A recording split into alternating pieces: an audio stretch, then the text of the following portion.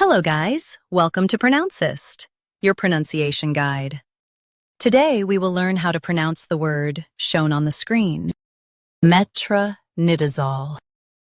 Both US and UK have the same pronunciation of this word, metronidazole. Now read the syllables shown on the screen naturally. Met, r, nid, zol. Metronidazole. Focus on NID and keep zol light. Met. R. Nid. Zol.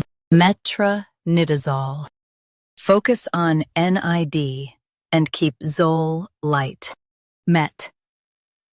R. Nid. Zol.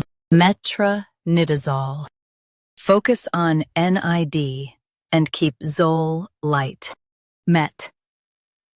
R. Nid. Zol. Metronidazole.